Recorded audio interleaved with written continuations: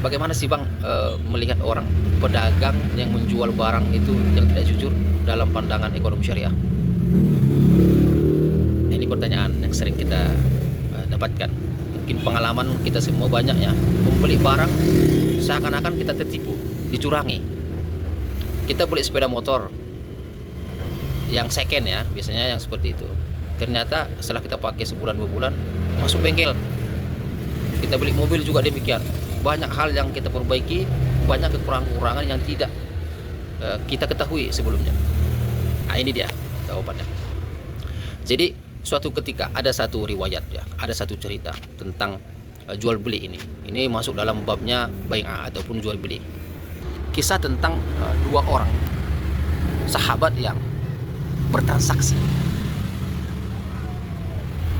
Ada namanya Abu Sibah dan Ibnul Asqam. Suatu ketika Abu Sibah ini mendatangi rumahnya Ibnul Asqam yang mempunyai ternak unta. Dia mendatangi berniat untuk membeli unta yang akan digunakannya untuk naik haji ke Mekah. Sesampainya di rumah Ibnu Asqam tadi, mereka sampai di sana, mereka langsung ke tempat unta tersebut. Apakah kamu mau membeli? Kata Ibnu Asqam kepada Abu Sibah. Iya, saya mau membeli unta ini. Tunggu, saya mau menerangkan cacat unta ini.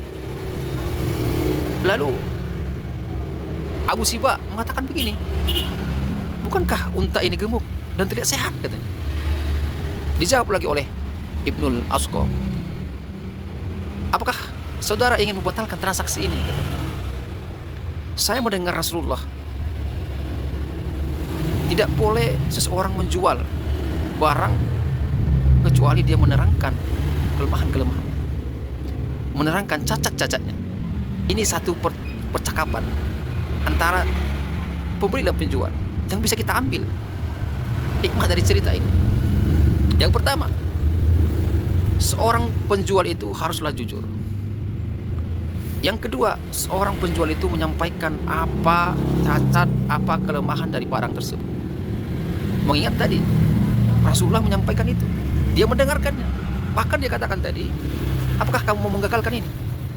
Artinya kalau dia tidak diberikan kesempatan untuk menyampaikan apa cacat daripada unta itu, bisa jadi gagal. Karena tidak mau unta yang dibeli itu adalah unta yang tidak tercerahkan bagi seorang pembeli dan penjual. Harus sama-sama mendapatkan informasi yang tepat, baik dan benar terhadap satu barang tersebut. Di samping itu, ketika Nabi berjalan di pasar, Nabi singgah di tempat penjualan kurma. Lalu Nabi memasukkan tangannya ke dalam buah kurma tersebut. Ternyata di atas itu adalah buah yang kering, di bawah itu adalah buah yang basah. Apa kata Nabi ketika itu? Nabi mengatakan, kenapa engkau tidak pisahkan buah yang kering dan buah yang basah ini? Lalu si pedagang menjawab, ya Rasulullah, buah ini terkena ujian ya Rasulullah.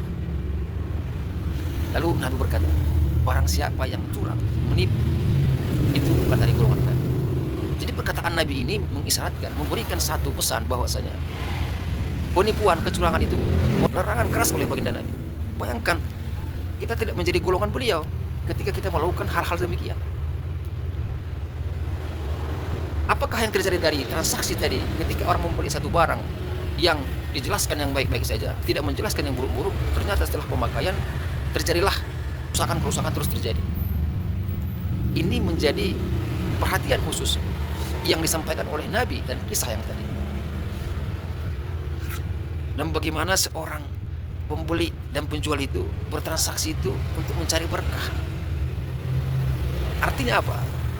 Kecurangan-kecurangan, penipuan-penipuan yang terjadi dalam transaksi jual beli membuat kita menjadi terasing dalam umatnya Nabi. Karena kata Nabi tidak golongan itu.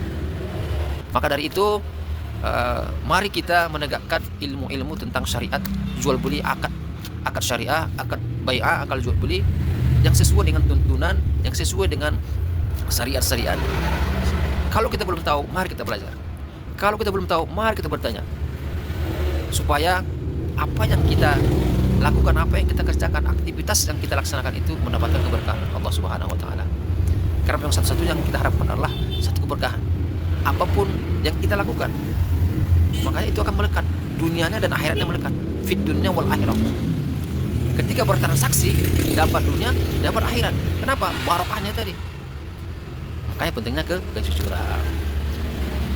Mungkin itu jujur itu kunci daripada jual beli untuk mendapatkan satu keberkahan dunia dan akhirat. Terima kasih.